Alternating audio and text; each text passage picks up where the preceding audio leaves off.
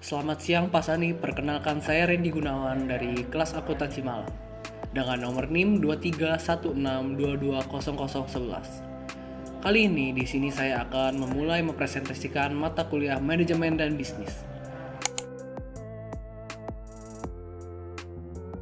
Manusia sebagai makhluk sosial cenderung berorganisasi dan bekerja sama. Manajemen berasal dari bahasa Inggris manajemen dengan kata to manage yang secara umum berarti mengurusi. Manajemen adalah ilmu dan seni untuk melakukan tindak guna mencapai tujuan. Manajemen terdapat 3 pengertian, yaitu manajemen sebagai suatu proses, manajemen sebagai suatu kolektivitas manusia, dan manajemen sebagai ilmu dan seni. Manajemen suatu kolektivitas merupakan suatu kumpulan yang bekerja sama untuk mencapai tujuan bersama. Kumpulan orang-orang ini menunjukkan adanya tingkat kepemimpinan. Pendapat ini dikemukakan oleh Henry Fayol. Karakteristik ilmu dan seni yaitu tersusun secara sistematis, dapat dipelajari dan diajarkan menggunakan metode ilmiah, dapat dijadikan suatu teori objektif maupun rasional.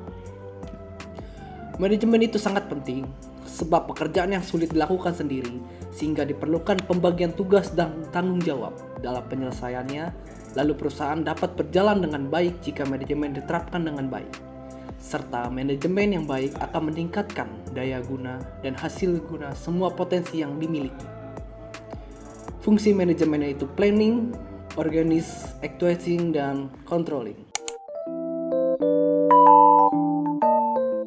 Planning adalah bagian tahap awal perencanaan kita, apa yang harus kita siapkan untuk menjalani hal ke depannya. Dan untuk organizing adalah bagaimana perencanaan setelah kita menentukan planning atau rencana-rencana kita. Dan actuating yaitu adalah bagaimana kita menerapkan apa yang kita planningkan dan apa yang kita rencanakan untuk kita lakukan. Dan controlling yang terakhir ini adalah bagaimana kita mengontrol sistem apa yang kita kerjakan, planning, rencana apakah sudah sesuai untuk mencapai tujuan manajemen yang baik.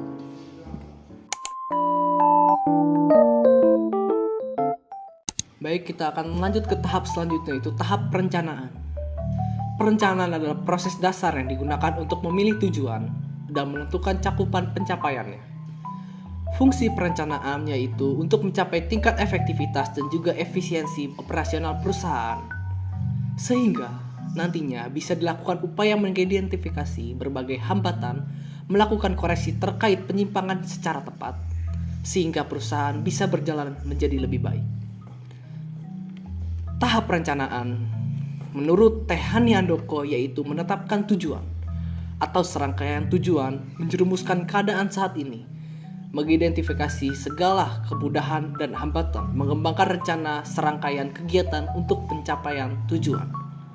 Sifat-sifat perencanaan yaitu memakai kata-kata yang sederhana dan jelas, sehingga mudah dipahami oleh penerima, dan sebuah perencanaan harus fleksibel.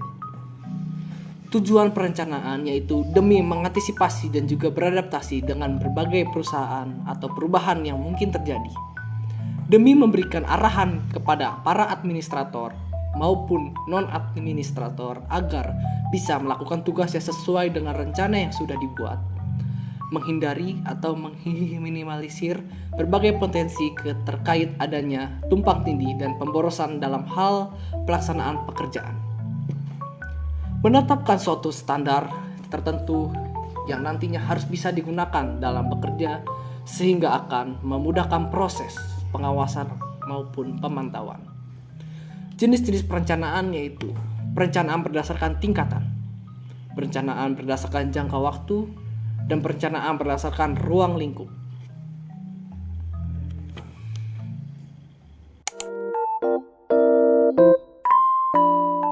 Tahap selanjutnya itu adalah organisasi. Organisasi adalah sekelompok orang yang saling berinteraksi dan bekerja sama merealisasikan tujuan bersama. Pengorganisasian adalah suatu proses penyusunan struktur organisasi yang sesuai dengan tujuan organisasi, sumber daya yang dimiliki dan lingkungan yang melingkupinya. Dua aspek utama organizing adalah departementalisasi dan pembagian kerja. Departementalisasi adalah pengelompokan kegiatan-kegiatan kerja suatu organisasi agar kegiatan-kegiatan yang sejenis dan saling berhubungan dapat dikerjakan bersama. Dan pembagian kerja di sini dimaksudkan untuk adalah sesuai dengan apa yang dibutuhkan oleh tim, perusahaan, dan digunakan sesuai dengan apa yang dimiliki oleh kemampuan masing-masing orangnya.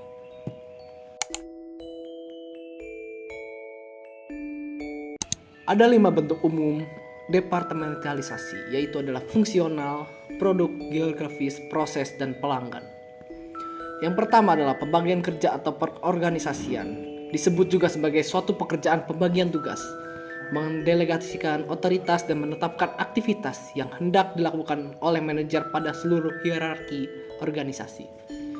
Dan yang kedua adalah tujuan perorganisasian, yaitu untuk mengelompokkan pekerjaan menjadi beberapa unit, mengkoordinasikan berbagai tugas organisasi dan menetapkan garis otoritas formal.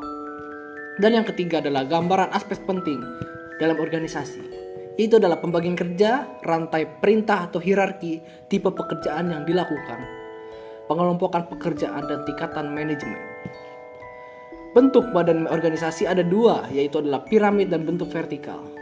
Beberapa macam proses organisasi juga, yaitu meliputi proses komunikasi, proses pengambilan keputusan, proses evaluasi hasil kerja, mengurangi pilih kasih dalam mengambil keputusan manajerial yang penting, proses imbalan, proses sosialisasi, dan proses karir.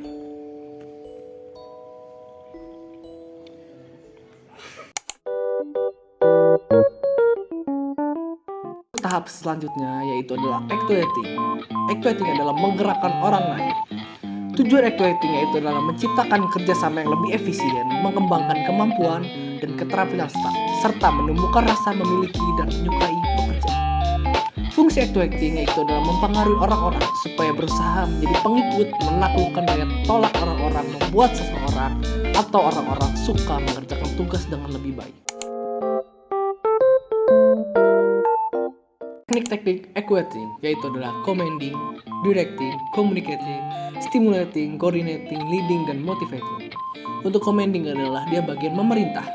Untuk directing adalah memandu atau mengarahkan, communicating adalah berkomunikasi, stimulating adalah bagaimana mencontohkannya, untuk coordinating adalah berkoordinasi, leading adalah memerintah atau memimpinnya. Lebihnya setelahnya untuk motivating yaitu adalah memberi semangat motivasi untuk tujuan.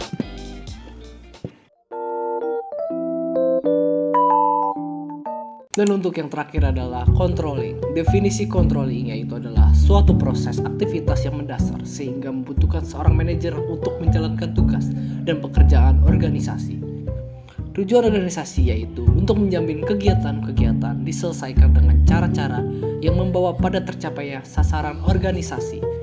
Faktor yang membuat pengendalian semakin diperlukan oleh setiap organisasi adalah perubahan lingkungan organisasi, peningkatan kompleksitas organisasi, kesalahan-kesalahan dan kebutuhan manajer untuk mendelegasikan wewenang.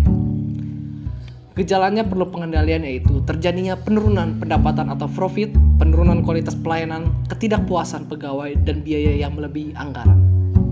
3 macam pengendalian yaitu adalah kegiatan yang belum dilaksanakan, kegiatan yang sedang dilaksanakan, dan kegiatan yang telah dilaksanakan. Langkah-langkah proses pengendalian yaitu menetapkan standar, prestasi, dan metode pengukurannya. Mengukur prestasi, lalu apakah prestasi sesuai dengan standar? Jika tidak, maka lakukan perbaikan-perbaikan dan evaluasi sesuai dengan standar prestasi dan pengukurannya. Jika ya, maka tidak ada perubahan. Macam-macam metode pengendalian yaitu yang pertama adalah pengendalian non-kuantitatif, yang artinya tidak melibatkan angka-angka dan dapat mengawasi prestasi organisasi secara keseluruhan. Dan yang kedua adalah pengendalian kualitatif, yang artinya melibatkan angka-angka untuk menilai prestasi.